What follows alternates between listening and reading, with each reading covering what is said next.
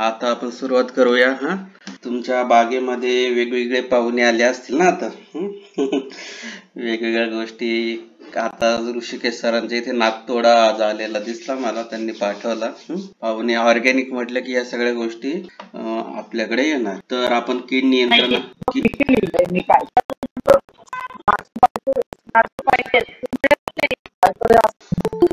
तर कीड नियंत्रण हा मुद्दा यासाठी आपण घेतलेला आहे. त्याची कारण मी तुम्हाला सांगतो. या सेशन मध्ये आपण किडीला ओळखायचं कसं. काही लोकांसाठी हे थोडंसं रिव्हिजन होऊ शकतं, कारण हिंदीमध्ये आधी झालेलं आहे, तर मराठीत आपण आत्ता आणलं आहे. आणि त्याचं नियंत्रण कसं करायचं, ते त्याच्यावरती उपाय कसे करायचे किंवा त्याची कारणं काय आहेत. मुळात काय आहे की बागकाम जेव्हा आपण शिकतो ना, तर तेव्हा त्याच्यासाठी त्याचं रिझन, त्याचं कारण तुम्ही समजून घेतलं पाहिजे. उपाय आपल्याला अनेक असतात. एक मिनिट.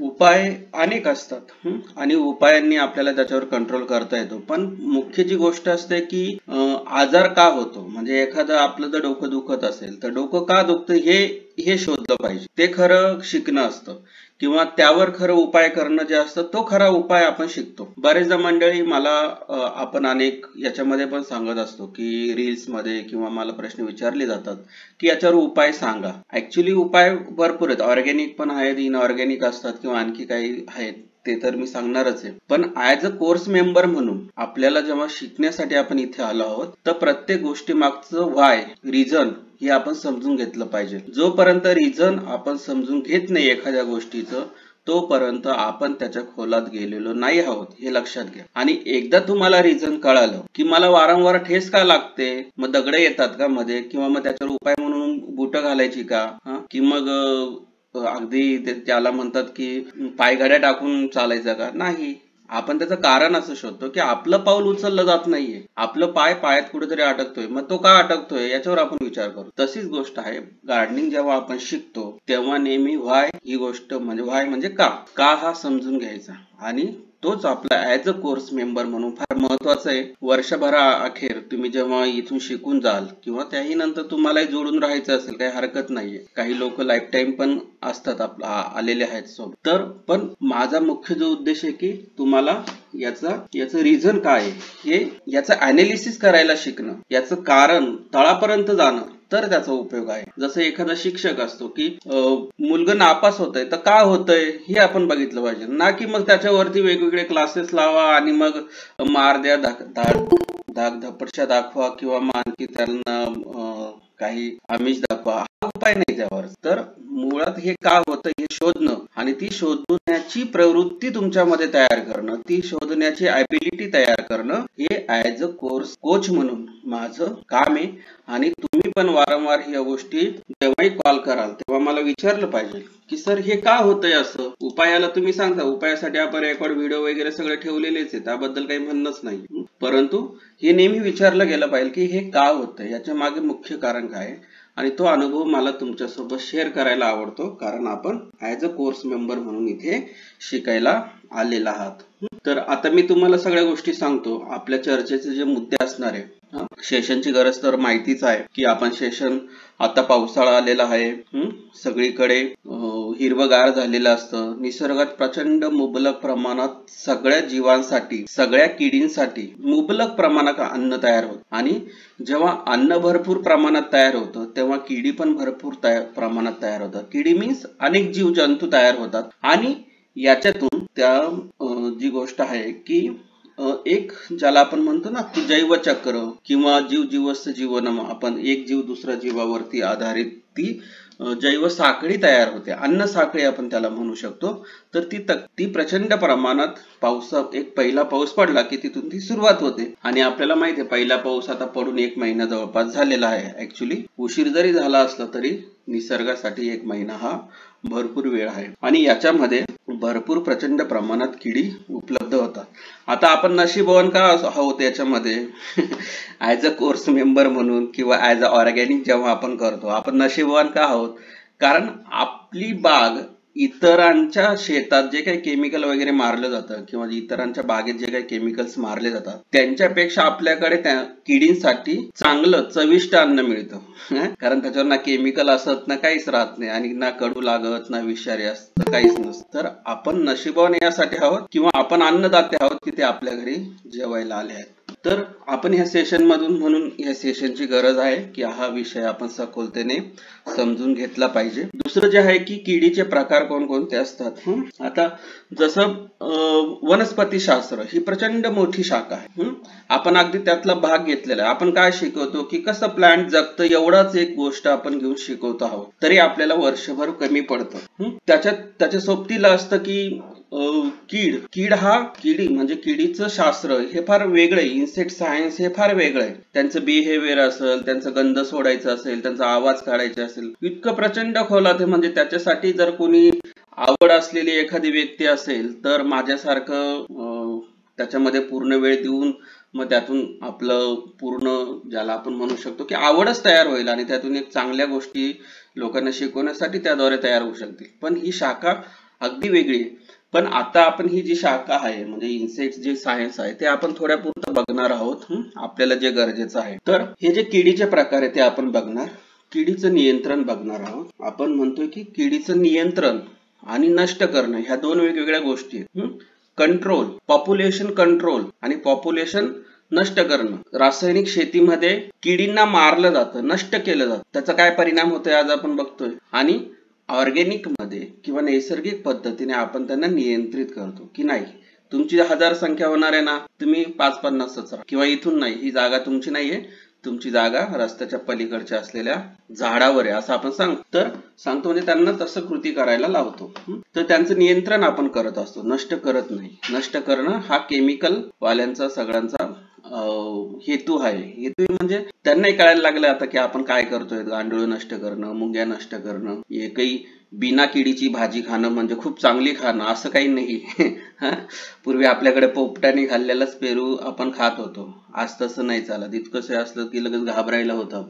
तर असं ह्या काही गोष्टी चुकीच्या आहेत. त्यातल्या गोष्टी मी तुम्हाला सांगेल. यातले 3 प्रकार आहेत, नैसर्गिक, मॅन्युअल आणि औषधी.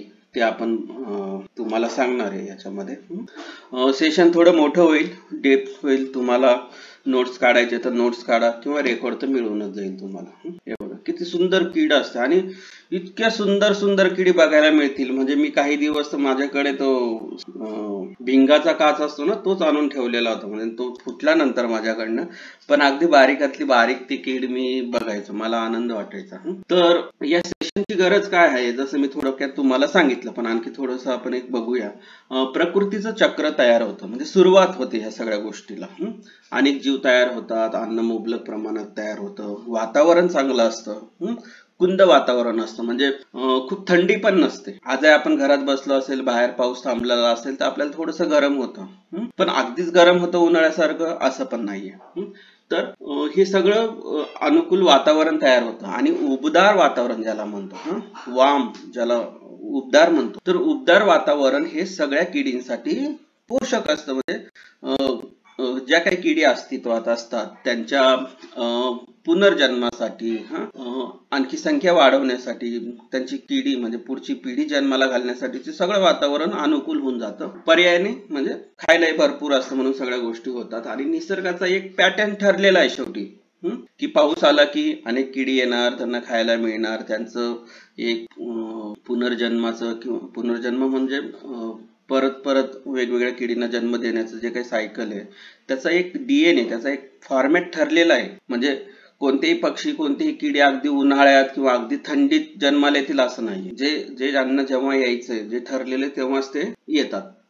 पण पावसाळ्यापासून याची सगळी सुरुवात होते. दुसरं की यांच्या संख्येमध्ये वाढ का होते, यांचं आयुष्यमान फार कमी असतं. म्हणजे असं बघायला गेलं की आता फुलपाखरं आपण बघितलं, किती जास्तीत जास्त 1 वर्ष ते राहतात. म्हणजे आतापासून जर त्यांची कोश पडली गेली असतील तर त्यांचे आई बाबा जे काही फुलपाखरं असतील तर ते त्यांचं जीवनचक्र पूर्ण झालेलं असतं. ते कोश सोडून जातात. ते काही आळ्यांना चिमण्या पाखरांसारखं भरवायला येत नाही. पानाच्या गुंडाळीमध्ये कुठेतरी तो कोश सोडला जातो, ती आळी तिथे मोठी होते, पाऊस येतो, पानं वाढतात, ज्यांच्याकडे हळद असेल त्यांना लक्षात येईल, मग तिथेच ते स्वतःच खातात, मोठे होतात, त्या कोशातून बाहेर होतात आणि फुलपाखरू बनतात. तर काही ही जी सायकल असते तर याच्यामध्ये काही 2-2, 3-3 महिन्याचेच असतात. येताना प्रचंड बघा, निसर्गाने अशाच गोष्टींना एकाच वेळेस अनेक बाळ जन्माला येणं किंवा अनेक कीड जन्माला येणं याचं वरदान का दिलंय बघा. मनुष्याला एका वेळेस 1-2 येतो, अगदी रेअर असेल तर 3-4 पण होतात, 6 पण ऐकलेत मी, परंतु ही संख्या फार रेअर असते. पण एका वेळेस एक बाळ जन्माला येणं हा सरासरी त्याचा सगळा एक पद्धत असते, एक त्याला पॅटर्न म्हणू शकतो आपण.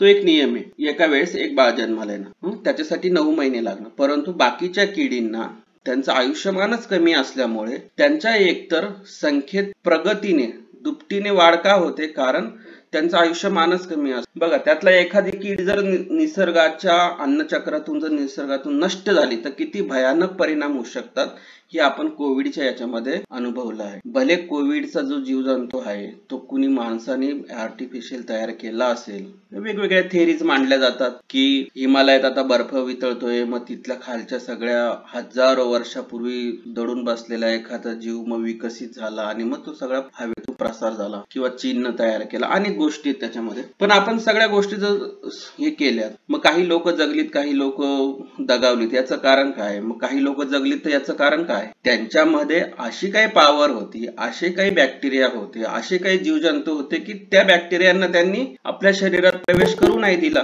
आणि म्हणून आपण जगलो. म्हणजे याचा अर्थ आपल्या कुठेतरी शरीरामध्ये, आपल्या वातावरणामध्ये कोविड सारख्या, कोरोना सारख्या जीवजंतूला आपण मारू शकले नाहीत काही लोक, किंवा ती सिस्टीम आपल्या शरीरात तयार नाही करता आली.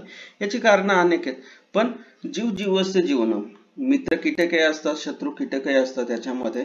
तर निसर्गामध्ये सगळ्या जीवांना स्थान दिलेलं आहे. म्हणून आपल्या भारतीय संस्कृतीमध्ये हिंसेला स्थान नाही, लक्षात घ्या. आपल्या संस्कृतीमध्ये प्रत्येक जीवाला जगण्याचा अधिकार दिलेला. आपण आज श्वास घेत आहोत तरी काही जीवजंतू नाकात जात आहेत.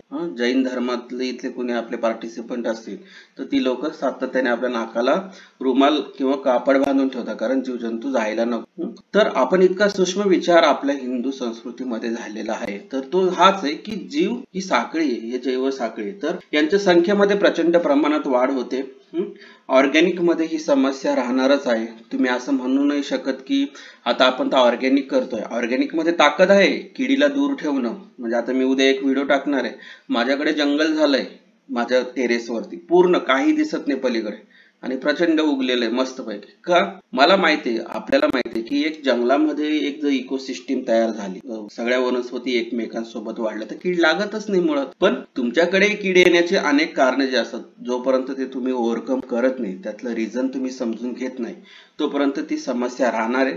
आणि अगदी असं नाहीये की माझ्याकडे कीड राहणारच नाही, आता राहू शकते, नंतर, आता नाहीये, नंतर येऊ शकते, कारण मी ऑर्गॅनिक पद्धतीने करतोय ना सगळं. तर ऑर्गॅनिक मध्ये ही समस्या कायम राहते, त्याला घाबरून जायचं नाही. जसं यशामध्ये अपयशाचा वाटा हा असतोच थोडासा, अपयश आल्यानंतरच यश येतं, तसंच ऑर्गॅनिक पद्धतीने वाढवताना कीड येणं हा अविभाज्य भाग आहे. त्याच्यासाठी घाबरून जायचं काम नाही, त्याच्यासाठी पॅनिक व्हायची गरज नाही. आपल्याला त्याची फक्त कारण शोधायची आणि जी काही थोडीफार आपल्याला उपाय करता येतील ते आपण करायचं. पण अगदी घाबरून जाण्यासारखं काही नाही, कारण हा भाग असणारच. आपल्या पोटी आलेल्या मुलाला आपण जेव्हा जन्म देतो, वाढवतो, तेव्हा ते पळता पळता पडतं. का आपण असं म्हणतो की नाही आता तो पडेलच मग त्याला कुशीतच घेऊन फिरू, असं नाही चालत. त्याला चालायचं असेल तर त्याला पडावंच लागणार आहे, तो नियमच. तसा तो स्वतःहून उभं राहणार नाही. तशीच गोष्ट आहे की तुम्हाला जेव्हा ऑर्गॅनिक करायचं आहे तेव्हा कीड ही येणार, हा अविभाज्य भाग आहे. तर नियंत्रण की नाश, म्हणजे जसं मी आधी मुद्दा म्हणालो, आपण नियंत्रण करतो, नाश करत नाही. संख्या किंवा त्यांना समूळ नष्ट नाही करत, आपण फक्त त्यांची संख्या नियंत्रित करतो. आणि ती नियंत्रित का होते हे तुम्हाला त्यातली काही गोष्टी सिक्रेट्स तुम्हाला सांगतो. अशी डोळ्यांना दिसणारी न दिसणारी अनेक प्रकारची कीड असते. अगदी आता घरात सुद्धा काही मच्छर फिरत असतील किंवा उन्हाळ्यामध्ये माशाच होतात. म्हणजे आंबा जरी एखाद्या वेळेस घरात आणला तर सगळीकडे माशा दिसायला लागतात. किंवा मुंग्या, लाल मुंग्या कुठूनही फटीतून येतात त्या. तर अशा सगळ्या गोष्टी असतात. तर साधारणतः आपण जेव्हा ऑर्गॅनिक करतो तर 3 प्रकारचे कीटक असतात.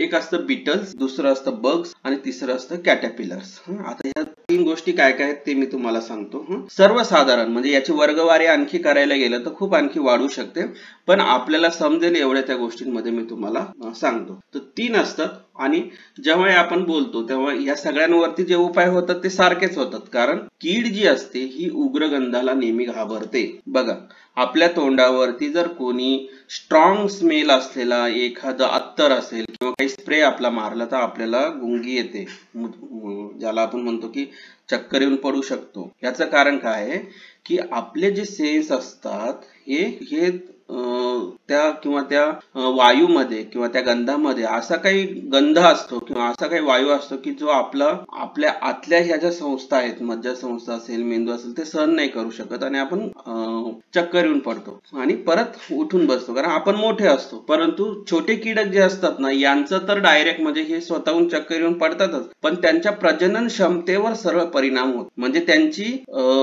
प्रोडक्टिव्हिटीच बंद होऊन जाते. काही ते पुढे जन्मालाच घालू शकणार नाही अशी त्यांची सगळी गोष्ट तयार होऊन जाते. त्याच्यामुळे कीड ही उग्रगंधाला खूप घाबरते आणि ती तिथून पळ काढते. कारण त्यांना माहितीये की आपण जर इथे टिकून जगून जाऊ, परंतु आपल्याला रिप्रोडक्शन, पुनर्निर्माण आपल्याला करता येणार नाही, पुढची पिढी तयार करता येणार नाही. हा एक सेन्स सगळ्या जीवांमध्ये असतो.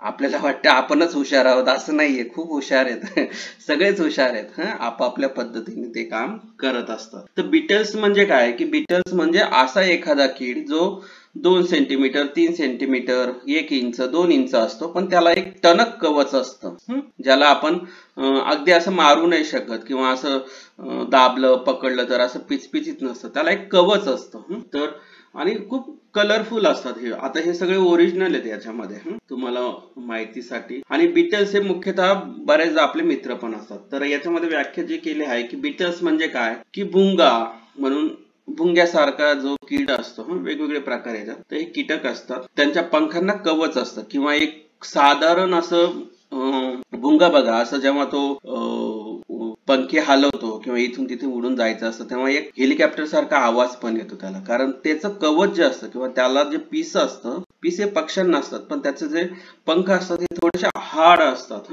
तर असे जे कवच असतात ते ह्या बीटल्स मध्ये येतात. तर बीटल्स मध्ये काही आपले मित्र पण असतात आणि काही शत्रू पण असतात. पण बहुतेकदा मित्र आपल्या ऑर्गॅनिक असल्यामुळे मित्र लवकर अट्रॅक्ट पण होतात. बग्स असतात. बग्स म्हणजे काय, छोटी कीड, रसशोषक कीड की जे पानांच्या मागे, पानांच्या पुढे, एखाद्या वेलाच्या शेंडाला या सगळ्या चिपकलेल्या असतात किंवा त्यांचे कोष तिथे चिटकलेले असतात आणि मग तिथून ते मोठे होत जातात. तर त्याला बग्स म्हणतात. मिली बग्स पण हा त्यातलाच एक म्हणजे बग्स ही मोठी फॅमिली आहे. तर मिली बग्स या फॅमिली मधला एक कुटुंब आहे, छोटस खानदानी मध्ये. तर हे साधारण पानांचं असं नुकसान करत असतात. काही वेळेस ते म्हणजे अन्न म्हणूनच वापरत असतात बऱ्याच वेळेस. तसं बग्स हे छोटे किडे म्हणून ओळखतात. कीटक वेगळे, किडे वेगळे. कीटक मोठे असतात थोडे, किडे हे छोटे असतात आणि विविध प्रकारचे पानं, फुलं, हे फळं फस्त करत असतात. म्हणजे चिटकूनच बसतात. एकदा चिटकले की ते निघत नाहीत लवकर. अगदी तुम्ही औषधही मारलीत, म्हणजे आपल्या ऑर्गॅनिक पद्धतीची औषधही मारली तरी सुद्धा ते त्यानंतर तिथेच मृत पावतात, पण ते निघून जात नाही, इतके ते चिकट असतात. आणि हे थोडेसे मऊ असतात. दाबलं गेलं, दाबून पाहिलं तर दाबले जातात, ज्याला आपण पिचलेलं आपण म्हणतो किंवा असं मऊशार असतात ते. तर ते त्यांच्या अंगातून काही स्राव टाकत असतात. म्हणजे स्राव मीन्स तेलकट असतं, काळा मावा असतो, हा त्या बग्स मध्येच येतो वेगवेगळ्या याच्यामध्ये. तर ते पण वनस्पतीचं जो हिरवा रस असतो, ग्रीन जो त्यांचं हे असतं ते ज्याला सक करत असतात, शोषून घेत असतात.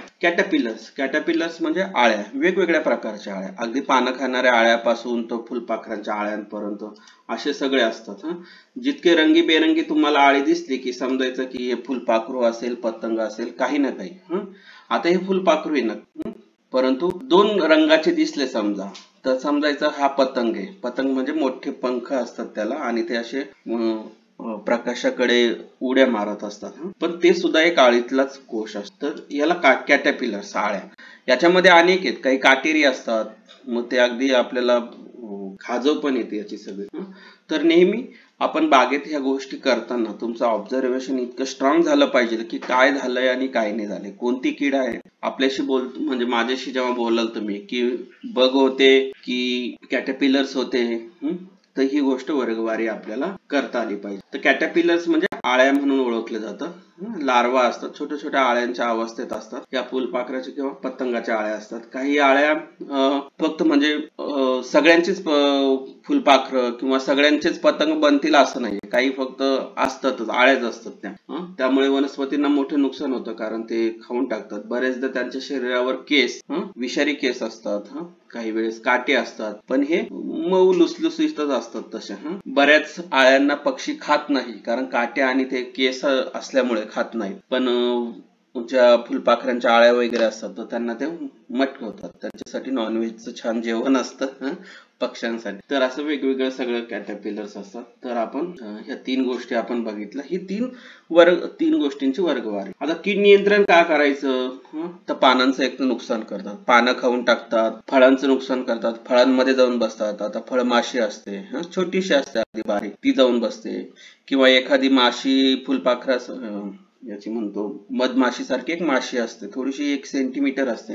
ती पावसाळ्याच्या सुरुवातीला काय करते की गुलाबाची पानं असेल, सोनचाफ्याची पानं असतील, त्या पानांना असा एक अर्धा कट देते आणि तो अर्धा कट देऊन ती त्याची एक सुरळी तयार करते आणि कुठे ती भिंतीमध्ये जागा असेल तिथे ती सुरळी टाकते आणि त्याच्यामध्ये तिची लार्वा म्हणजे त्याचे अंडे दिली जातात आणि तो खड्डा पूर्ण बुजवला जातो. तुम्ही समजा तुमच्याकडे असं एखादं हे असेल, ज्याला आपण म्हणू शकतो की स्विच बोर्ड असेल आणि तो वापरात नसेल, तर तिथे कधीतरी चुन्याने भरलेले ते सगळे जे भोवकं असतात, आपण ज्याच्यामध्ये पिन टाकतो, ते चुन्याने भरली जातात, कारण त्याच्यामध्ये त्यांनी कोश तयार केलेले असतात. तर हे यातल्या काही माशा मग फळांचं पण नुकसान करतात, काही फळांमध्ये आश्रय घेतात, खोडाचं नुकसान करतात. झाड जुनं झालं असेल, आंब्याचं असेल, तर त्याच्यामध्ये सुद्धा त्या जातात आणि परिणामी या सगळ्यांचा उत्पादनावर परिणाम होतो. कधी कधी आपल्याला खाण्यात पण अडचण वाटते. त्यामुळे आणि या सगळ्यातून काय होतं की ठीक आहे, एवढं काय होतंय, पण ते त्यांना जर मोकाट रान मिळालं की मग ते एक वाढले की आणखी 10 जण वाढवतात त्यांना. आपल्या बघा, मनुष्याने एवढं काय अतिक्रमण केलेलं आहे ह्या पृथ्वी तलावरती, त्यांना माहिती आहे की मग आपण का मागे राहायचं तर तेही स्वतःची संख्या प्रचंड वाढवण्याच्या मागे असतात आणि छोट्या छोट्या सायकलमध्ये, छोट्या छोट्या दिवसांमध्ये त्यांची संख्या प्रचंड प्रमाणात वाढते. म्हणजे आज एक जोडी असेल तर त्यांनी जर 2 पिल्लं दिले तर उद्या 8 होतील, त्याचे इतके भयानक स्पीड असतो त्यांचा. त्यामुळे त्यांच्यावर नियंत्रण करणं गरजेचं असतं. तुम्ही असंही सोडून दिलंय, समजा सोडून दिलं, कुठे सोडायचं कुठे नाही सोडायचं हे मी तुम्हाला सांगतो, परंतु पूर्ण किडीला जर तुमची बाग बळी पडली तरी पण निसर्गामध्ये एवढी ताकद असते की ती बाग पुन्हा तशीच तयार कर. कारण त्या किडींना खाण्यासाठी शत्रू म्हणजे आपले शत्रू कीटक असतात, त्यांना खाण्यासाठी आपले मित्र कीटक येतात, त्यांना खाण्यासाठी पक्षी, अशा सगळ्या अनेक गोष्टी असतात. त्यातल्या आपण काय आपल्याला नेमकं धरायचं आणि काय सोडायचं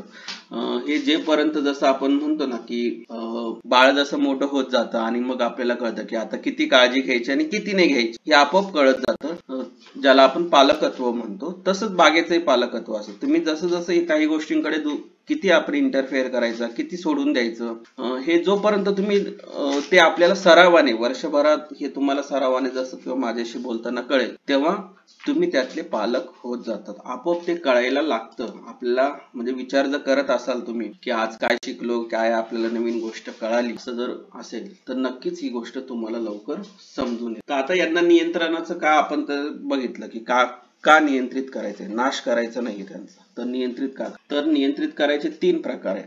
एक नैसर्गिक, म्हणजे अशा काही नॅचरल आपण गोष्टी तयार करायच्या किंवा इकोसिस्टीम तयार करायची की ज्याच्यामध्ये ती नैसर्गिक पद्धतीने कंट्रोल होतील, नियंत्रण करता येईल. दुसरं जे आहे की मॅन्युअल म्हणजे आपण इंटरफेअर करायचं, आपण त्याच्यामध्ये हस्तक्षेप करायचा आणि त्यातून ते नियंत्रण साधायचं, म्हणजे त्यांची संख्या कमी करायची. आणि तिसरी जी असते की जी औषधी, म्हणजे मॅन्युअल गोष्टीच्या पलीकडे थोडे आणखी काही एफर्ट्स घेऊन आपल्याला, म्हणजे औषध केलं तर मग आपोआप कीड तयार नष्ट होते असं नाही, ते आपल्याला फवारावं लागतं. 1 दिवस फवारून नाही चालत तर 3 दिवस लागतात, एकाने नाही झालं तर दुसरं करावं लागतं. म्हणजे हे थोडं औषध आहेत मॅन्युअल मध्येच येतं, पण ते थोडे जास्त एफर्ट्स आहेत. पण 98% किडीचं जे नियंत्रण जे आहे ते नैसर्गिकरित्या करता येतं. नैसर्गिकरित्या 98%. बाकी 2% उपाय आपल्याला मॅन्युअली करावे लागतात किंवा औषधाच्या रूपात करावे लागतात. इतका हा रेशो त्याच्यामध्ये जाणून येतो. आणि फार मजेशीर आहे या सगळ्या गोष्टी. आता तुम्हाला म्हणजे मी जर म्हणेल ना की सगळ्यात चांगला काळ कोणता असतो गार्डनिंगचा, आनंदाचा काळ, तर हा असतो. कारण याच्यामध्ये खूप वेगवेगळ्या गोष्टी बघायला मिळतात आणि घर बसल्या बघायला मिळतात. तुम्हाला बाहेर जायची गरज नाही. चला आता ताडोबाच्या रानात जाऊन तिथे वाघ बघू अशी काही विशेष सहल करायची गरज नाही. आपल्याच गार्डन मध्ये बसा, नीट निरीक्षण करा, कोण कोण येतं, कोण कोण जातं, कोण आलेत, कोण थांबलेत, कोणी आल्यानंतर किती किती पाहुणे तयार केले, त्यांची संख्या कशी गेली. फार मजेशीर असते.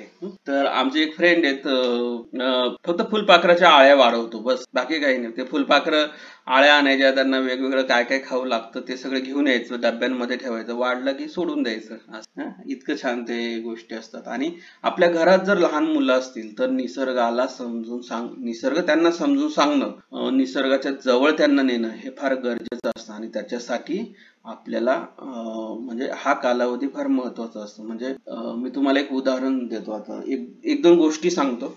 पहिली जी गोष्ट होती की जसं मी म्हणालो की आळ्या पानं खाऊन टाकतात, आपलं अन्न खराब करतात. तर सगळेच काही कोणतीही आळी, कोणतंही कीड इतकं विषारी नाही की आपला प्राण घेऊ शकेल. एक तर जीवच फार छोटा असतो. यातला फक्त जो असतो तो म्हणजे कोळी असतो. तोही आपल्या त्वचेला कुठे घासला गेला, स्पर्श झाला, स्मॅश झाला तरच त्याचं काही आपल्याला साईड इफेक्ट होऊ शकतात. परंतु एवढ्या 23 वर्षांमध्ये इतकं काम करताना मला कधीही त्याचं, ज्याला आपण म्हणतो ॲलर्जी आहे किंवा काही उभरलं आणि खूप फार इजा झाली असं काहीच. तर एकदा पालक की काय कोणती भाजी होती, आम्ही गच्चीवर काढत होतो, माझा मुलगा पण तिथे आला होता आणि मी पानं वेगवेगळ्या कुंड्यांमध्ये लावलं होतं मल्टिपल, आपण जे क्रॉपिंग करतो त्या पद्धत. आणि त्याला एक शोध लागला की पालकाची भाजी कोणीतरी खाऊन गेलेलं आहे. म्हणजे आता हे जे गोल पान आहे तरी हे कोणीतरी खाऊन गेलेलं आहे हे त्याला कळालं. तर त्याला एवढं माहिती होतं की हे कीड खाते, वा इथे कीड असते. तर तो मला अगदी येऊन म्हणाला की बघा पप्पा, ही किडीनं खाल्लेली भाजी ही खायची नाही आपण. म्हटलं बघ, पहिली जी गोष्ट आहे की हे टेस्टेड झालेलं आहे, क्वालिटी कंट्रोल झालेलं आहे, हे त्यांना चालू शकतं, तर आपल्याला नक्कीच चालू शकतं. पहिली गोष्ट ही आहे. दुसरी गोष्ट, त्या पानांवरती ते खाऊन निघून गेले आहे किंवा राहिले असते तरी आपण झटकून खाल्ली असती, तर छान धुवून स्वच्छ करून खाल्ली पण असते.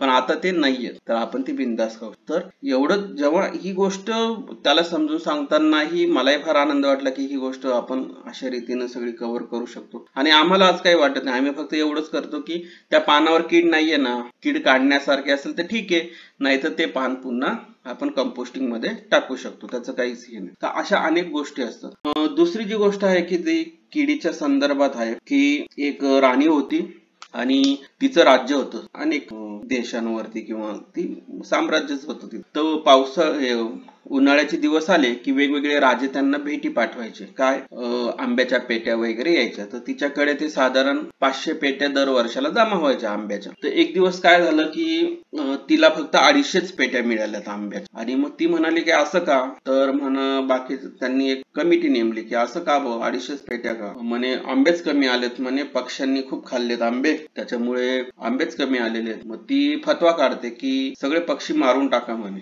एक पण जिवंत ठेवायचं. आता राणीचा आदेश, सगळ्यांनी पक्षी मारून टाकले त्यावर. मग आंब्यांचे दिवस आले आणि तेव्हा आंबे अगदी 50च पेट्या आल्या. मग राणीला परत प्रश्न पडला की 50च पेट्या आल्या, आपल्याला 250 ज्या येत होत्या त्या तर आपण त्याहीपेक्षा जास्त आल्या पाहिजे होत्या, 350, 400, 500, 750 आल्या पाहिजे होत्या. आता पक्षीच नाहीये ना आंबे खायला कोणी, तर मग कमी का झालं. मग परत कमिटी बसली, त्यांनी सांगितलं निष्कर्ष की आळ्यांनी खाऊन टाक. आता आळ्यांनी खाऊन टाकलं, मग या आळ्या काय आजच आल्यात का, आजच कीड आली का, या होत्याच. मग त्यांनी सांगितलं की आपण पक्ष्यांनी खाल्लं म्हणून आपण त्यांना मारून टाकलं, पण हे पक्षी जेव्हा आंबे खात होते तेव्हा हे कीड पण खात होते आणि ते किडीला नियंत्रण करत होते. म्हणजे एका अर्थाने किडीनं जे खाऊन टाकून फस्त केलेलं आहे त्याच्यापेक्षा कमी प्रमाणात पक्षी खात होते. मग तेव्हा पुन्हा फतवा निघाला की परत पक्ष्यांची संख्या वाढवा.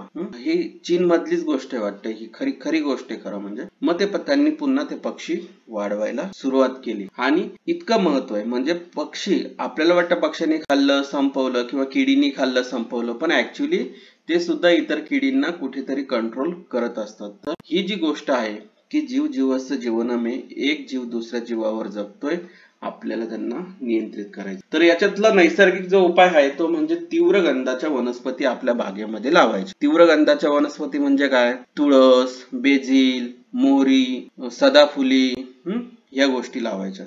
आणखी काय होतं याच्यामध्ये? झेंडू असतो, झेंडू पण लावता येऊ शकतो. तर ह्या सगळ्या ज्या गोष्टी आहेत, याची लिस्ट बरीच होऊ शकते, तर त्या आपण आपल्या बागेमध्ये लावायच्या. आणि असं काही नाही की प्रत्येकाला स्पेशल कुंडी द्यायची गरज नाहीये. मल्टिपल लेअर पद्धतीने तुम्ही त्या लावायच्या, काहीच हरकत नाहीये.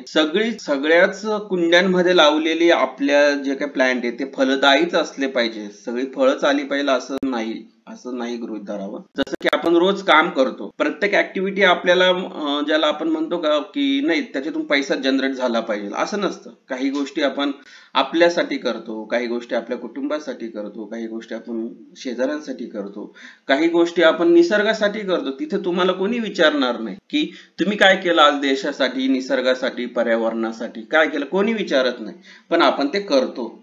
तर प्रत्येक गोष्ट ही जशी पैशात रूपांतर होत नाही, तशी प्रत्येक वनस्पती आपल्याला फलदायी होईल किंवा त्यातून काही फ्रुटच मिळेल अशा नाही लावायचं. काही गोष्टी ह्या इकोसिस्टीम तयार होण्यासाठी आपल्याला ठेवाव्या लागतात. तर उग्र गंधाच्या वनस्पती आपल्या बागेत लावायच्या, जेणेकरून त्या गंधामुळे ती किडी जवळपास येत नाही. हवेचं वायुविजन म्हणजे व्हेंटिलेशन हे चांगल्या प्रकारे झालं पाहिजे.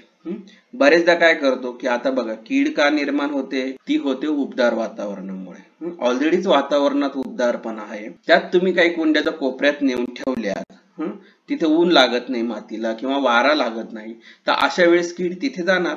आपण सुद्धा बघा की पावसातून आल्यावर कुठे आधी जिथे आपल्याला ऊब लागेल असे उबदार कपडे किंवा गोधडीत जाऊन बसतो, स्वेटर घालतो, का? ऊब लागावी म्हणून. तसं किडीचं असतं. तर तुम्ही कुंड्या जर अशा जागेवर ठेवल्या असतील तर कीड तिथे वाढणारच. तर प्रत्येक कुंडीची जागा बदलत राहा, किंवा तुम्हाला अगदीच असेल तर अशा वेळेस आठवड्यातून एखाद्या वेळेस प्रत्येकाची जागा बदलत ठेवणं हे फार चांगलं आहे. झिगझॅग पद्धत वापरा. बरेचदा असतं की एका लाईनीत कुंड्या लावल्या जातात आणि त्याच्यामुळे एक कीड दुसऱ्या कुंडीवर जायला तिला एक पॅटर्न मिळतो. म्हणजे तुम्हाला जर पळायला लावलं एका सरळ रेषेत तर तुम्ही लवकर पोहोचाल, तुमचं उद्दिष्ट लवकर साध्य होईल. पण तुम्हाला जर असं झिगझॅग पद्धतीने जायला लावलं तर उशीर लागेल. तसंच किडीला आहे की त्यांना जर सरळ एक हायवे मिळाला इटिंग करण्यासाठी, खाण्यासाठी, तर ते सगळे एका रात्रीत फस्त करतील. परंतु जर त्यांना झिगझॅग पद्धतीने कुंड्या ठेवल्या तर किडीचं प्रमाण हे कमी होईल. जागा बदलवणं तुम्हाला सांगितलं. काही वेळेस अगदीच कोपऱ्यात राहिलेली कुंडी सुद्धा दुसरीकडे आणून ठेवा. महिना असेल, 2 महिने असेल, काहीतरी त्या गोष्टी आपण शिकल्या पाहिजे, जेणेकरून प्रत्येकाला ऊन वारा मिळू शकतो. काही ठिकाणी खूप कंडिशनल होतं की आपल्याला जागा बदलवणं शक्यच नसतं किंवा कुंड्या बदलवणं शक्य नसतं, कुंड्या वाढवणं शक्य नसतं. तर अशा वेळेस जागा बदलून घेणं हे सगळ्यात चांगलं आहे. भाजीपाल्याचं म्हणजे जंगल तयार करा. कोणती तुम्हाला वनस्पती जेव्हा लावतात तुम्ही तर त्या वेगवेगळ्या पद्धतीने लावा. म्हणजे एकतर एका स्क्वेअर फीट मध्ये अनेक वनस्पती कशा जगतील हे बघा. जसं की 3 टायर पद्धत म्हणजे काय? एका स्क्वेअर फुटामध्ये आपण जर समजा मोगरा लावला आहे, त्याच्या आजूबाजूला मिरची लावा, जास्वंद लावली असेल तर पालक लावा, तर अशा लसूण लावा, लसूण सुद्धा उग्रगंधामध्ये येतो, तो लावा. कांदा लावा, कांदा सुद्धा उग्रगंधामध्ये येतो. तर असं लावत राहायचं, जेणेकरून आपल्याला त्याच्यातून कीड नियंत्रण व्हायला सोपं जातं. माती रिकामी ठेवायची काही अर्थ नाही. आपण ज्या पद्धतीने कुंडी भरतो त्या पद्धतीमध्ये तुम्हाला 1 इंच जागा पण रिकामी सोडायची गरज नाही. अगदी आपण म्हणतो ना इंच लढू, तसं इंच जागेवर लावायला शिका. मग काही छोटंसं येईल, मायक्रोग्रीन सारखं येईल, काही गोष्टी पालेभाज्या सारख्या येतील, काही गोष्टी फळ असेल, काही गोष्टी तुम्हाला वेल वर्गीय असेल, निघून जाईल तिथं.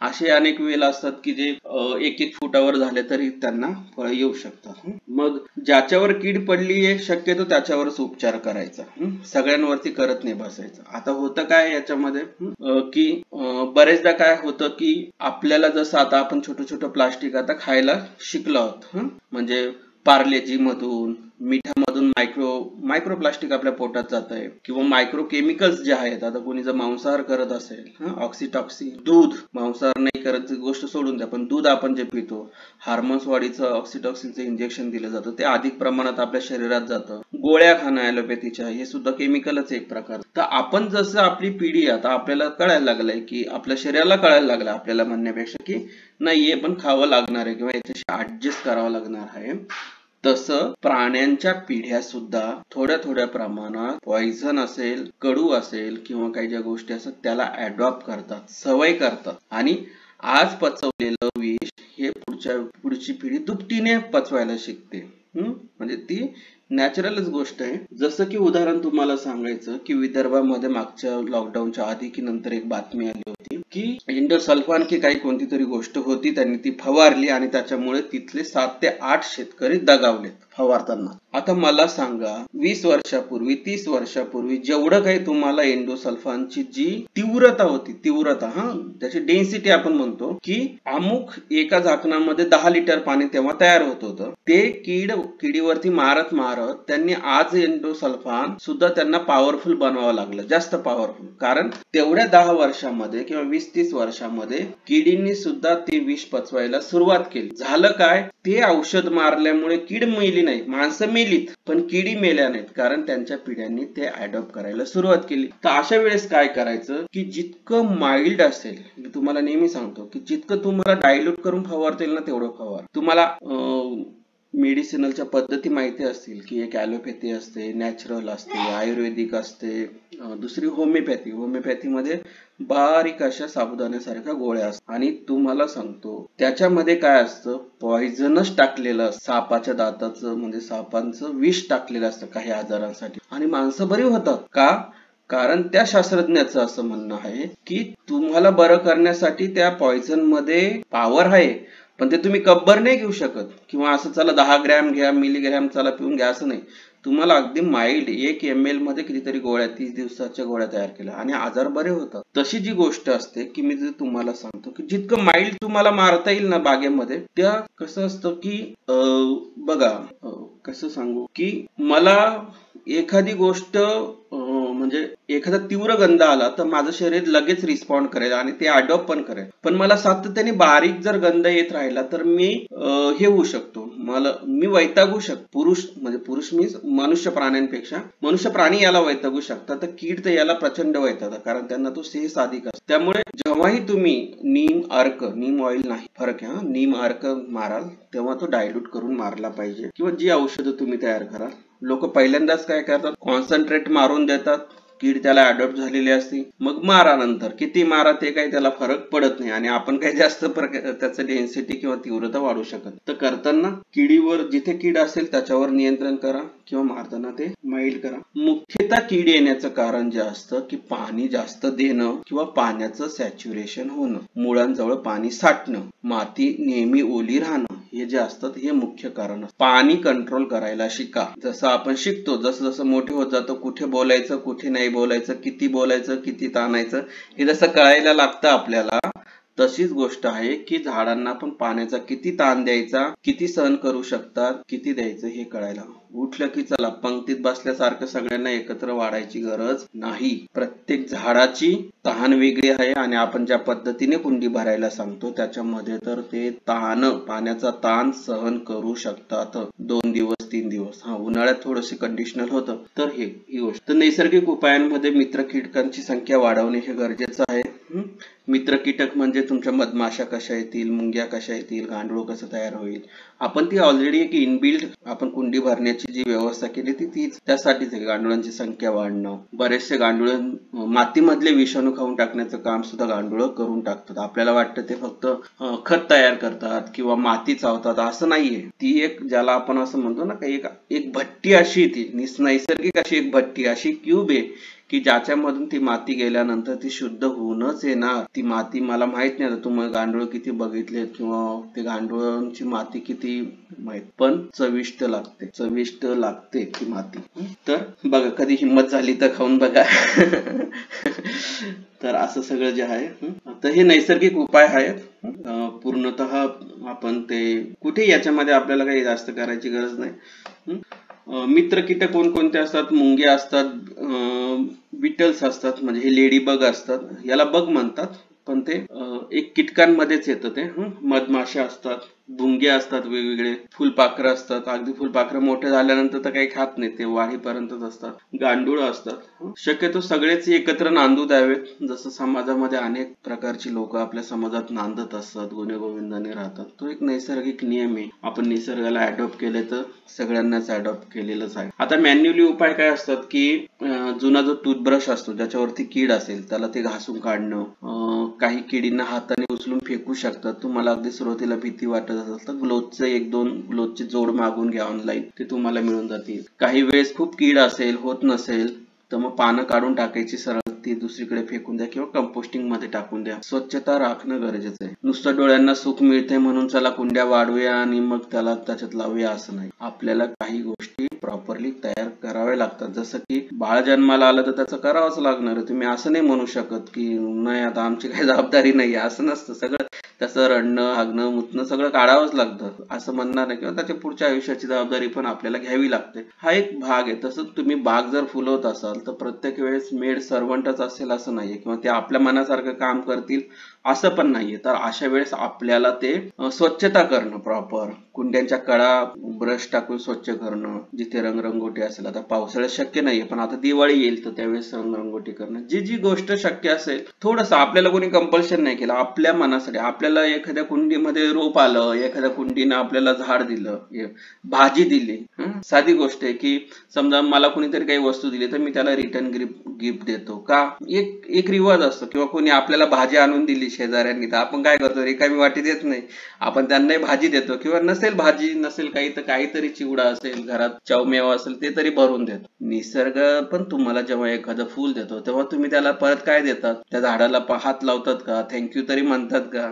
तर आपण हे इथे त्यांना पण सुद्धा थँक्यू तर म्हटलंच पाहिजे, पण त्याच्यासोबत त्यांना एक्स्ट्रा काय देऊ शकतो, म्हणजे त्यांची स्वच्छता करणं असेल, माती उकरणं असेल, ह्या गोष्टी करणं गरजेचं. माती वाळवणं हा सगळ्यात चांगला पर्याय आहे. आता पावसाळ्यात शक्य नाही पण आता ऑक्टोबर येईल पुढे, तर त्यावेळेस माती वाळवून घ्या. वाळवलेली माती टाक. पाण्याचा स्प्रे करणं. आता कीड काय फक्त पावसाळ्यात असतं असं नाहीये, कीड ही वर्षभर पण असते. काही लोकांकडे तर कायमचीच नांदायला आलेली असते, माहेर वाशिनी सारखीच ती, किंवा माहेरी आलेली असते असं समजून घ्या. तर त्याच्यामध्ये उन्हाळ्यात पण येते, हिवाळ्यात पण येते. त्याची कारणं वेगवेगळी असतात. मुख्यतः पानांवरती डस्ट साचली असेल, योग्य प्रकारे जर हरितद्रव्य तयार होत नसेल तर कीड त्याला सुद्धा लागते. कारण निसर्ग आहे की बळी तो कानपिळी. जो नाजूक आहे, ज्याचं काम नाहीये निसर्गामध्ये, निसर्ग त्याला त्यागतो. बाबा झालं तुझं काम, तुझं संपलं इथलं काम, तू आता जा. म्हणजे झाडांचं बघा की झाडांची पानं मॅच्युअर झालीत की ती गळून जातात, झाड त्याला सोडून देतं किंवा त्याच्यावरती कीड अटॅक करते, कारण ते खाद्य त्यांचं बनतं. तर अशा वेळेस तुम्हाला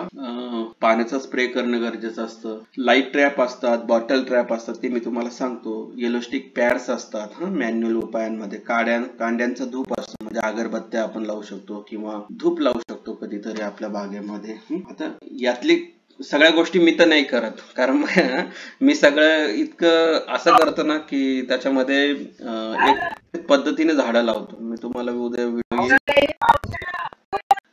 लाईट ट्रॅप म्हणजे काय, एक छोटासा बाऊल असतो, त्याला एक वरती तुमचा नाईट बल्ब असतो, तो लावायचा. शेतामध्ये वापरता येतो, आपल्या बागेमध्ये वापरता येतो. याच्यामध्ये तुम्ही हे टाका, ऑइल वगैरे टाका, इकडचं जे सांगतोय, म्हणजे रात्रीचे जे कीड असतात ते त्याच्यात पडून मरून जातात. फनल असतं, फनल म्हणजे शिबल्यासारखं. याच्यामध्ये तुम्हाला काही आंबट वासाचं पण, तुम्ही जसं ह्युमिक जेल तयार केलं किंवा काही इडलीचं पीठ वगैरे असेल ते टाकून दिलं तर इथे काही लाईट लावला वरती तर वरून ज्या माशा आहेत त्या खाली पडतात आणि त्या काही वरती त्यांना उडता येत नाही, कारण त्या सरळ उडतात. अशा सरळ म्हणजे विमान कसं उडतं तसं उडतात त्या. विमान असं नाही उडणार, तर त्यांना असं उडताच येत नाही, त्यांना असं उडवावं लागतं आणि ते लॉक झालेलं असतं, त्याच्यामुळे ते तिथे कलेक्ट होतात.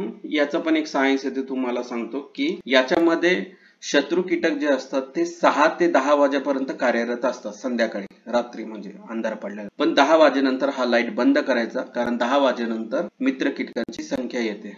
मित्र कीटक म्हणजे ड्युटीवर येतात ते. तर प्रत्येकाची ड्युटी, प्रत्येकाचा टाइम ठरलेला आहे. तर हा 6 ते 10 पर्यंत चालवायचा, कारण हा ट्रॅप जर तुम्ही चालूच ठेवला रात्रभर तर मग मित्र कीटक पण त्याच्यामध्ये मरून पडतात. तर 6 ते 10 फक्त एवढंच करायचं. जी कीड बघा, डास बघा कधी येतात घरात, सायंकाळच्या वेळेस येतात, दिवे लागायच्या टायमाला ते घरात येतात. तसे ही कीड जी असते, शत्रू कीटक, हे सुद्धा 6 ते 10 मध्येच कार्यरत असतात. त्यानंतर त्यांचं काम झालेलं असं मग मित्र कीटक येतात. तर मित्र कीटक याला बळी पडू नयेत, याच्यामध्ये येऊ नये म्हणून हे ट्रॅप करू शकतं. याच्यामध्ये सुद्धा तुम्हाला साधा बॉटल ठेवली, इथे आंबट काही ठेवून दिलं तरी पण सुद्धा तिथे अट्रॅक्ट होतील. काही नाही झालं, गुळ जरी ठेवून दिला ना तरी पण त्याच्यामध्ये त्या गुळाचा बारीक मंद वास असतो. तुम्ही जर नीट हे बघितलं तर त्याच्यामध्ये सुद्धा त्या गोळा होऊन जातात. याच्यामध्ये लाईट पण शत्रू मित्र कीटक पण त्याच्यात येऊ शकतात. प्रत्येकाचे ऍडव्हान्टेज आणि डिसएडव्हान्टेज असतात. तर हे मॅन्युअली याच्यामध्ये नैसर्गिक येलो स्टिक पॅड मिळतात बाजारात. अमेझॉन वरही तुम्ही गेलो की येलो स्टिक पॅड, याच्यामध्ये छोटे छोटे सगळे किडे मच्छर जे असतात ते जमा होऊन जातात. पिवळा लाईट असल्यामुळे आकर्षित होतात आणि त्याला ते चिटकून बसतात. हा चिकट ट्रॅप असतो, म्हणजे स्टिक पॅडच म्हणतात त्याला. तर बऱ्यापैकी तिथे पण याचे डिसएडव्हान्टेज असं की याच्यात मित्र कीटक सगळे चिपकून जातात. आता औषधी जे उपयोग पर्याय असतात ते मी तुम्हाला सांगतो. एक मिनिट मी सेव्ह करून. नीमार्क आणि नीम तेल, जर तुम्हाला ह्या गोष्टी तुम्ही करत असाल तर किडी येणार नाही. जर तुम्हाला लगेच उपाय हवा असेल तर बाजारमध्ये नीमार्क आणि नीम तेल वेगवेगळ्या गोष्टी मिळतात. बरेचदा नीम तेल हे नीमार्क म्हणून विकलं जातं, तसं नाही. नीम तेल हे ऑइली असतं, नीमार्क हे पातळ द्रावण असतं सफेद रंगात. पण तेलापेक्षा नीमार्क हे चांगलं पॉवरफुल असतं. तेल जेव्हा वापरतो आपण, स्प्रे मध्ये टाकतो, तेव्हा त्याची साय सगळ्या स्प्रे मध्ये अडकून पडते आणि स्प्रे लॉक होतात. म्हणजे सुरुवातीच्या काळात माझे सुद्धा अनेक स्प्रे लॉक झालेत, फेकून दिलेत. पण नंतर मला कळालं की आपण नीमार्क वापरलं पाहिजे आणि त्याचे रिझल्ट चांगले आलेत. अगदी 2 ml सुद्धा तुम्ही ते वापरू शकतात. किंवा असं तेल येतं कमीत कमी ppm चं असतं, ते जर 2 ml पण टाकलं तरी पण त्याचं एक व्हाईट द्रावण तयार होतं. चुन्याचं पाणी असतं, चुना हा तिखट असतो, तो सुद्धा तुम्ही फवारू शकता. तर त्याचं सुद्धा हे करू शकता. अगदी 1 रुपयाची चुन्याची पुडी मिळते बाजारात मीच पानटपरीवरती. 3 लिटर पाणी तयार करा, त्याचा स्प्रे करा, तरी सुद्धा कीड पडून जाते. ह्युमिक जेल कसं तयार करायचं हे डॅशबोर्ड वर दिलेलं आहे. आंबट वास असतो त्याला, त्याच्यामुळे त्याच्याने सुद्धा कीड पळून जाते. आता पाऊस चालू असेल तर एखादी त्याची फवारणी करून टाका. पाऊस उघडला तर बेटरच आहे. पण इथून पुढे जर तुम्ही ह्युमिक जेलची फवारणी करत राहिलात किंवा देत राहिलात तरी कीड येत नाही फेब्रुवारी पर्यंत. छाछ पाणी म्हणजे नासलेलं दह्याचं काही तुम्ही ताक वगैरे केलं असेल ते सुद्धा तुम्ही स्प्रे करू शकता. बघा, तीव्र गंध आहे या सगळ्यांमध्ये. कीड ही तीव्र गंधाला घाबरते, म्हणून आपण काय करतोय, तीव्र गंधाच्या गोष्टी वापरतोय. किंवा निंबोळ्याचा पाला, निंबोळ्या आणून तुम्ही त्याचं उकडूनही केलं तरी ते चालू शकतं. इन्झाईम्स असतात. इन्झाईम म्हणजे तुम्ही लिंब असेल, संत्रे असेल, केळी असेल, बोर असेल, हे जर विशिष्ट काही दिवस तुम्ही 15 दिवस, 20 दिवस, महिनाभर, 6 महिने जर एका ठिकाणी जमा करून ठेवलं तर त्याचं एक इन्झाईम्स तयार होतात. दारू सुद्धा एक इन्झाईमच आहे एक प्रकारचं, फक्त त्याचे केमिकल थोडे वापरले जातात ऍक्सिलेट होण्यासाठी. पण एक इन्झाईमचाच प्रकार आहे दारू सुद्धा. पण दारू काय विकत आणून करायची गरज नाही. घरच्या घरी तुम्ही गार्बेज पासून, म्हणजे जे काही आपल्याकडे फळं वगैरे असतील त्याच्या सालीपासून तयार करू शकतो. जीवामृत सगळ्यात बेटर आहे. शक्यतो फवारणी करायची असेल तर अमावस्याच्या रात्री करा, कारण अमावस्याची रात्र ही मोठी राहते, त्यामुळे किडी या भरपूर प्रमाणात येतात. सायंकाळच्या वेळेस दुपारनंतर म्हणजे सूर्योदयाच्या म्हणजे वाढत्या उन्हाबरोबर कधी फवारणी करू नये, कारण त्याचं बाष्पीभवन लवकर होऊन जात. पण तुम्ही उतरत्या उन्हामध्ये म्हणजे सायंकाळी 6 ते 8च्या दरम्यान किंवा 7च्या दरम्यान केलं तर ओके, त्याच्यामुळे कीड कमी होते. अमावस्याच्या रात्री फवारणी केली तरी चालू शकते, काही प्रॉब्लेम नाही, कारण कीड त्यावेळेस अधिक असते. बाकी आता हे तर माहितीच आहे. कुंड्या भरायची पद्धत कशी असते, आता याच्यावरती काही बोलत नाही आपण, कारण 1 तासापेक्षा जास्त झालंय, नॉनस्टॉप बोलतोय. तर काही प्रश्न असतील तर लिहून ठेवा. उद्या कॉल करा. मागचा 1 आठवडा थोडासा माझा म्हणजे मला 2.5-3 वर्षातून नाही, मला 8-10 वर्षांनी असा ताप आला होता की भयानक होता. व्हायरल झालं होतं थोडं, पण खूपच वीकनेस आला होता. घरगुती औषधं करूनच थोडं बरं पण वाटलं. पण शेवटी मला थोडं 1-2 दिवसांचे औषधं घ्यावी लागलीत बाहेरून, तर त्यामुळे तो गॅप पडलाय. पण ठीक आहे. 4 तारखेला मॉड्यूल सेशन होतं, आजचं एक मॉड्यूल सेशन आज झालं, आपण परत ते कव्हर करून घेऊ. तर काही प्रश्न असेल तर उद्या विचारा, लिहून ठेवा, कॉल करा. व्हॉट्सअपचा नंबर तुम्हाला दिलाय का याच्यावरती? नाही वाटतं, इथे नाही आला. काही लोकांना माहिती आहेच त्याच्यामध्ये. कॉन्टॅक्ट करा. खूप छान रिझल्ट येत आहेत. लोक आता फोटो वगैरे पाठवत आहेत, ज्यांचं थोडं 6-6, 3-3, 8-8 महिने झालेत, त्यांना आता रिझल्ट छान यायला लागलेत, भाज्या यायला लागल्या. छान वाटतं मला सुद्धा जेव्हा तुम्ही अशा गोष्टी पाठवतात. मला असं वाटतं की माझ्या कामाचं कौतुक होते जेव्हा तुमच्याकडे भाज्या येतात, फुलं येतात, तर छान वाटतं. तर संपर्कात राहा. बाकी आता आपण मंगळवारी सुद्धा मॉड्यूल सेशन होईल, त्याचं पण नोटिफिकेशन येऊन जाईल. थोडा एक आठवडा सगळंच अपडेट करण्यामध्ये मागे पडलो आहोत, पूर्णच गडबडीत गेला. बाकी काही गोष्टी पण चालू होत्या सगळ्या. चालेल, गरम होतंय आज. चला बाय.